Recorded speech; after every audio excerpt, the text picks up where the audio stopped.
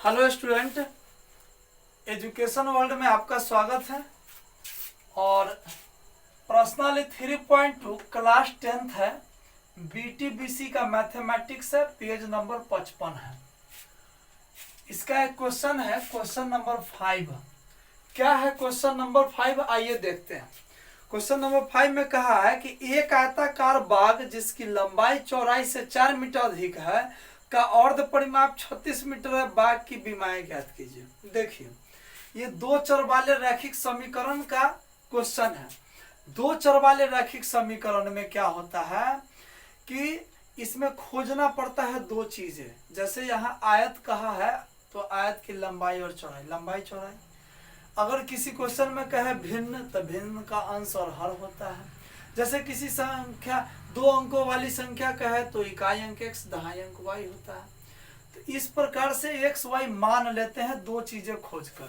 तो यहाँ पर दो चीजें, आयत में लंबाई चौड़ाई दिया गया है, तो इस प्रकार से आयत का फिगर है, लंबाई हम x मान लेते हैं और चौड़ाई y। तो कह रहा है माना आयताकार बाग की लंबाई x तथा चौड़ाई y है, मान लेते हैं। प्रश्न से इसमें कहा है क्वेश्चन में लंबाई चौड़ाई से 4 मीटर अधिक है। तो देखिए लंबाई जो है, लंबाई वो चौड़ाई से 4 मीटर अधिक है।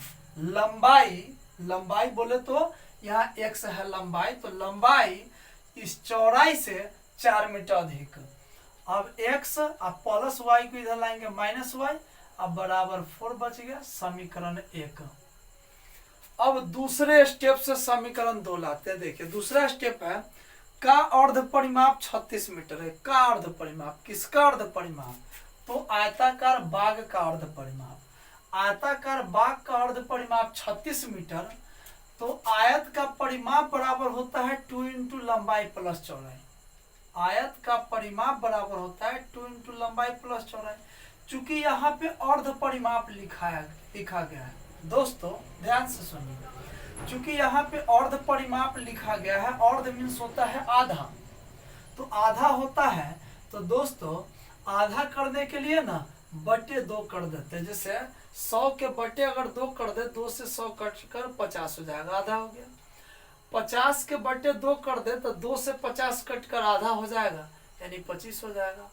तो इस प्रकार से बटे 2 जब भी करते हैं तो आधा हो जाता है। अब 2 से 2 को कैंसिल कर देंगे तो बच जाएगा लंबाई प्लस चौड़ाई बराबर 36।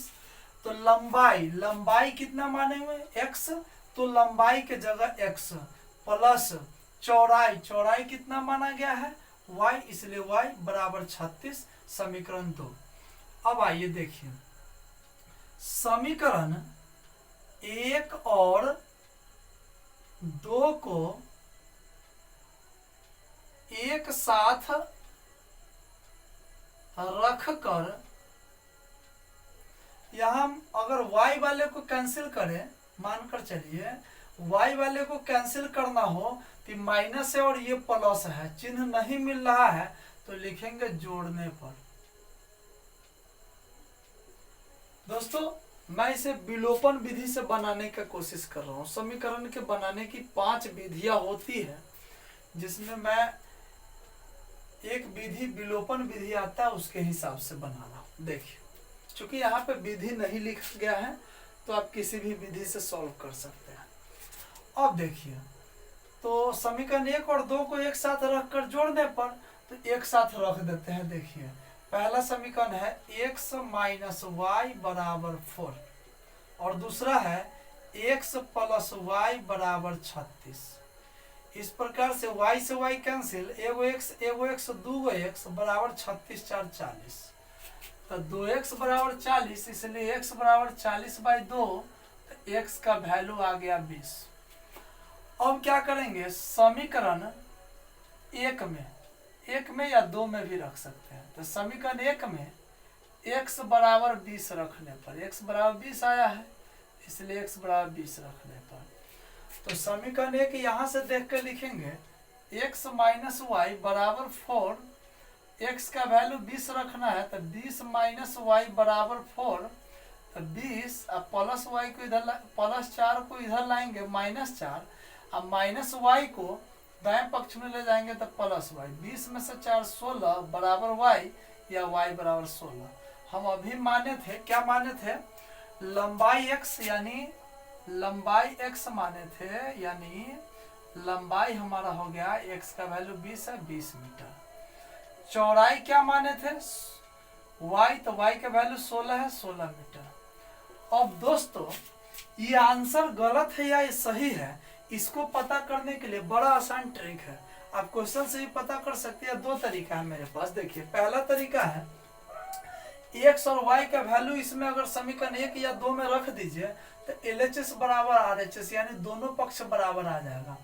जैसे x का वैल्यू अगर 20 रखते हैं तो 20 और y का वैल्यू कितना आया है 16, तो 20 माइनस 16, 20 में 16 4 होगा, 4 बराबर 4, दोनों पक्ष बराबर आया, इसलिए सही है। यह समीकरण में क्या कह रहा है, लंबाई चौड़ाई से 4 मीटर अधिक है। देखिए लंबाई जो है चौड़ाई से 4 अधिक ना है, लंबाई जो है 20 वो चौड़ाई 16 से 4 अधिक है। तो यहाँ से भी जांच में आ जाता है कि ये आंसर बिल्कुल सही है। ठीक है, thanks for watching this video, और अगले वीडियो के लिए इंतजार कीजिए। धन्यवाद।